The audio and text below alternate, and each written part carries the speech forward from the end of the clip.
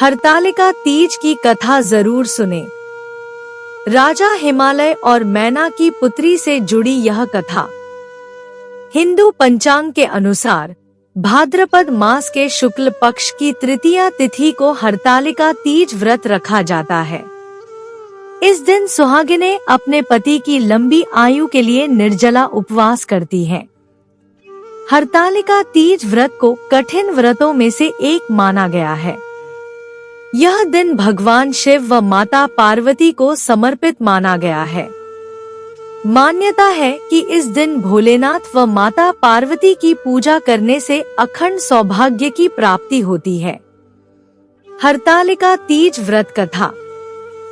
पौराणिक मान्यता के अनुसार कैलाश पर्वत में भगवान शिव माता पार्वती के साथ नंदी और अपने गणों के साथ बैठे हुए थे। इस अवसर में मां पार्वती ने शिव जी से पूछा कि हे महेश्वर, मैंने वह कौन सा पुण्य किया था जिसके कारण आप मुझे पति के रूप में मिले। आप तो अंतर्यामी है, तो आप मुझे अवश्य इस बात को बताएं। इस बात को सुनकर शंकर जी कहते हैं कि हे देवी, आपने तो अति उत्तम पुण्य का संग्रह किया था जिससे आपको मैं प्राप्त हुआ था। आपने भादो मास के शुक्ल पक्ष की तीज के नाम से प्रसिद्ध है। शिव जी ने कहा, हे गौरी, पर्वतराज हिमालय पर स्थित गंगा के तट पर तुमने अपनी बाल्यावस्था में 12 वर्षों तक अधोमुखी होकर घोर तप किया था। इतनी अवधि तुमने अन्न न खाकर पेड़ों के सूखे पत्ते चबाकर व्यतीत किए। माघ की विकराल शीतलता में तुमने निरंतर जल में प्रवेश करके तप किया। वैशाख की जला देने वाली गर्मी में तुमने पंचाग्नि से शरीर को तपाया। श्रावण की मूसलाधार वर्षा में खुले आसमान के नीचे बिना अन्नजल ग्रहण किए तप में व्यतीत किया। तुम्हारे पिता तुम्हारी कष्ट साध्य तपस्या को देखकर बड़े दुखी होते थे। तब एक दिन तुम्हारी तपस्या को देखकर नारद जी तुम्हारे घर पधारे। तुम्हारे पिता ने हृदय से अतिथि सत्कार करके उनके आने का कारण पूछा। नारद जी ने कहा, गिरिराज, मैं भगवान विष्णु के भेजने पर यहाँ उपस्थित हुआ हूँ। आपकी कन्या ने बड़ा कठोर तप किया है। इससे प्रसन्न होकर वे आपकी सुपुत्री से विवाह करना चाहते हैं। इस संदर्भ में आपकी राय जानना चाहता हूँ। नारद जी की बात सुनकर गिरिराज गदगद हो उठे। उनके तो जैसे सारे क्लेश ही दूर हो गए। प्रसन्न होकर वे बोले, श्रीमान, यदि स्वयं विष्णु मेरी कन्या का वर बनना चाहते हैं तो भला मुझे क्या आपत्ति हो सकती है। वे तो साक्षात ब्रह्मा है। हे महर्षि, यह तो हर पिता की इच्छा होती है कि उसकी पुत्री सुख संपदा से युक्त पति के घर की लक्ष्मी बने। पिता की सार्थकता इसी में है कि पति के घर जाकर उसकी पुत्री पिता के घर से अधिक सुखी रहे। तुम्हारे पिता की स्वीकृति पाकर नारद जी विष्णु के पास गए और उनसे तुम्हारे ब्याह के निश्चित होने का समाचार सुनाया। मगर इस विवाह संबंध की बात जब तुम्हारे कान में पड़ी तो तुम्हारे दुख का ठिकाना न रहा। तुम्हारी एक सखी ने तुम्हारी इस मानसिक दशा को समझ लिया और उसने तुमसे उस विक्षिप्तता का कारण जानना चाहा। तब तुमने बताया, मैंने सच्चे हृदय से भगवान शिव शंकर का वरण किया है, किंतु मेरे पिता ने मेरा विवाह विष्णु जी से निश्चित कर दिया। मैं विचित्र धर्म संकट में हूँ। अब क्या करूँ? प्राण छोड़ देने के अतिरिक्त अब कोई भी उपाय शेष नहीं बचा है। तुम्हारी सखी बड़ी ही समझदार और सूझबूझ वाली थी। उसने कहा, सखी, प्राण त्यागने का इसमें कारण ही क्या है? संकट के मौके पर धैर्य से काम लेना चाहिए।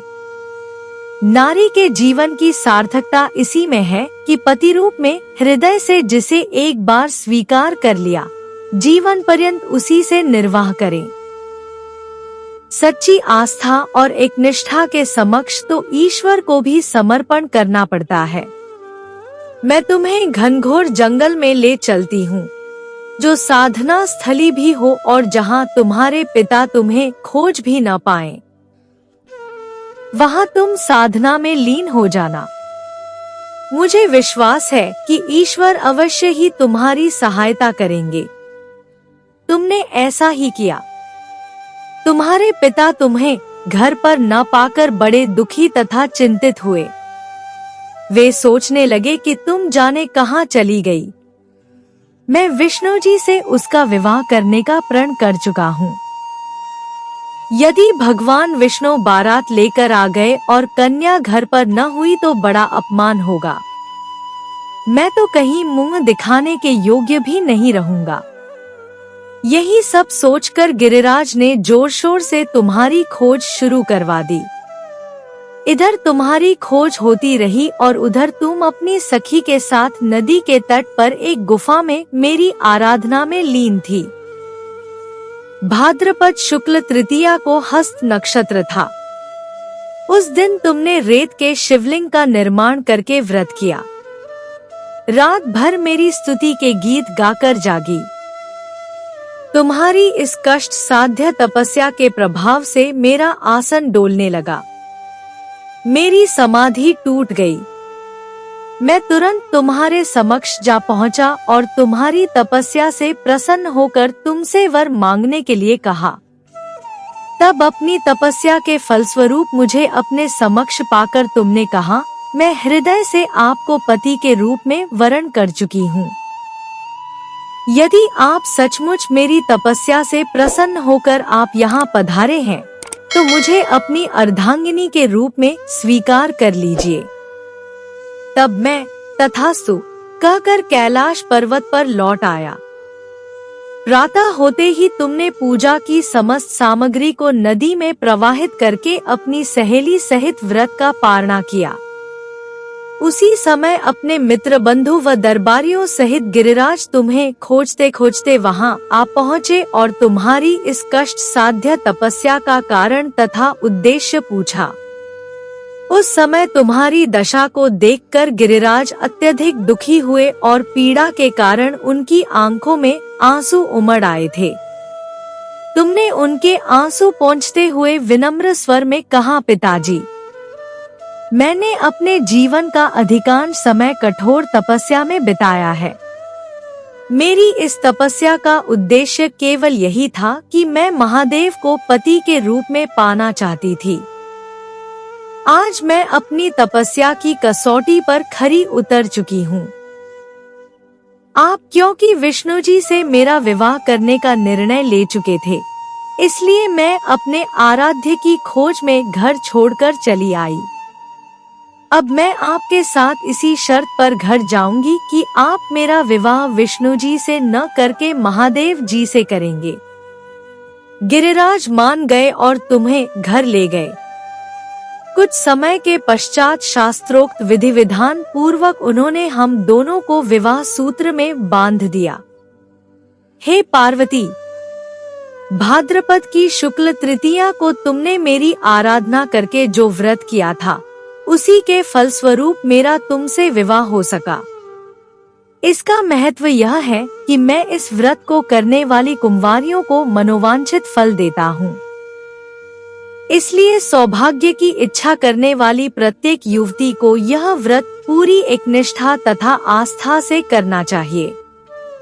उम्मीद करती हूँ यह कहानी आप लोगों को अच्छी लगी होगी। अच्छी लगी तो लाइक करें, अपने दोस्तों के साथ शेयर करें। चैनल पर नए हैं तो सब्सक्राइब अवश्य करें और कमेंट में हर हर महादेव अवश्य लिखें। कहानी सुनने के लिए बहुत बहुत धन्यवाद। मिलती हूँ एक और अच्छी कहानी के साथ।